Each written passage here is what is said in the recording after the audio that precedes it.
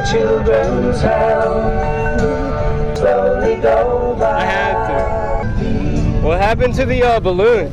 They took it down because of the weather. Because of the weather? Yeah, they said they're going to try to put it back up if it stops raining. How come it's not flying? The National Park Service, they denied the request to put helium in it, so it's like on the ground, I guess. I haven't seen it. I'm just going off of what I've heard. Did you guys have to get a permit or something to be here? Pink did. They're the organizers.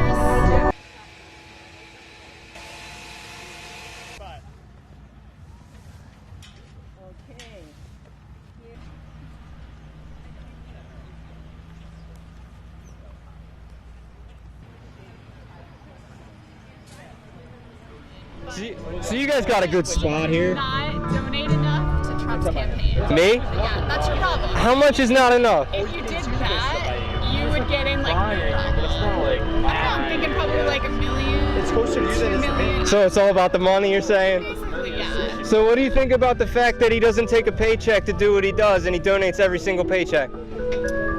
He gets like $40 million a year from his hotel. From his hotels? Foreign people come Didn't he in. sign them over to somebody else though? No, he still gets all the money from his hotel. So who would you say you support from the Democratic Party out of like, you know, there's more than 20 people running right now. Sure, Who would you yeah. say is your number one?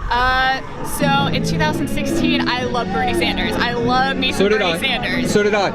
How do you feel about the fact that he was cheated by the DNC and they actually rigged the election against him in the favor of Hillary Clinton? Yeah, no, I thought it was awful the way Bernie was treated in the primary. I think they are making a true effort this time to turn around and make it so it's a more level playing field. Does it actually turn out that way? I mean, I can't say, but you know, I support who I support, and all I can do is come out and try to tell other people why I support them. This time around, I do still love Bernie, but I also love Elizabeth Warren because she has that same type of idea. Socialism. About economic inequality and trying to make sure that the billionaires in our country actually pay their fair share rather than paying like less taxes than you and I probably pay. And she, you know, she has like she said, she has a plan for things. Socialism. Like she has a plan to address things like economic inequality, like housing problems, like healthcare, education, the student loan debt crisis that's going on right now. Tonight, we renew our resolve that America will never be a socialist country.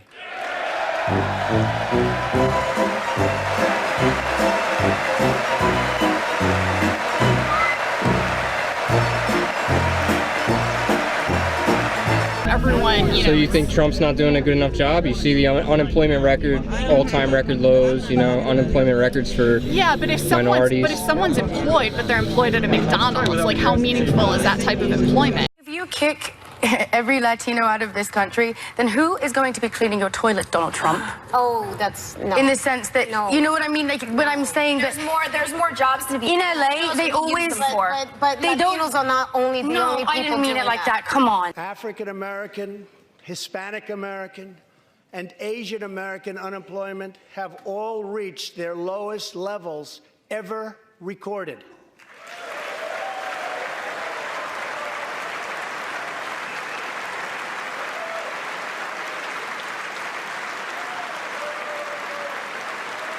And that's what we've been seeing in this country. We've been seeing automation so that skilled labor jobs are disappearing. He's going to bring all these jobs back.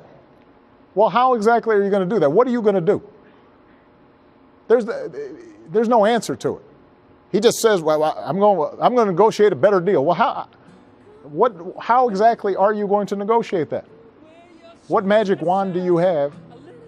And usually the answer is he doesn't have an answer. And we're seeing those jobs replaced by jobs like McDonald's. And the unemployment numbers don't really account for that. Like I said, if someone's working 2 jobs, one at McDonald's and one at like, I don't know, retail, you know, making what, like $8 an hour for each of those, they still can't afford to feed their families. And that's what I'm passionate about, is not just making sure that the numbers look good, but also that people are able to feed their families and get health care they need, that they're not bankrupted if they have a large hospital bill they have to pay.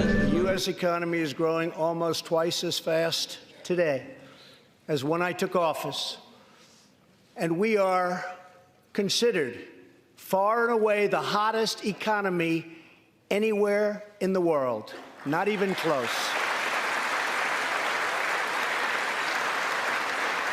What do you think it says about Bernie's integrity that he ran under the Democratic ticket again after they cheated him, and he knows that? Do you think he's like really running, or what's it just a show? He's trying to get money, or what's going on? Do I think him running again is just for show? No, absolutely not. I supported him, but after what happened and how he handled it, I can't.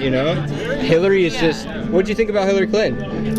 I'm not gonna really speak about Hillary Clinton. Nobody does. Yeah, I mean, I voted for her. She's a big stain, right? I voted for her because Trump.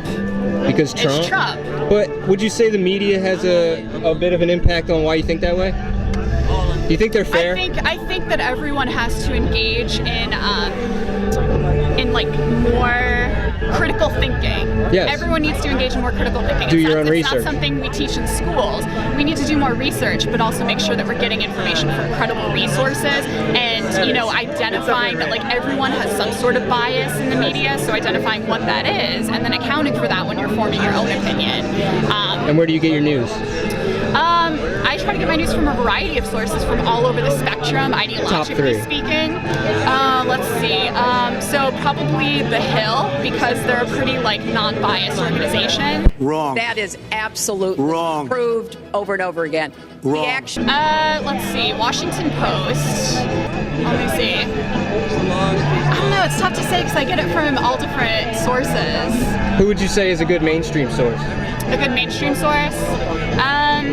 I actually do like The Hill because they do present, things from a pretty non-biased perspective.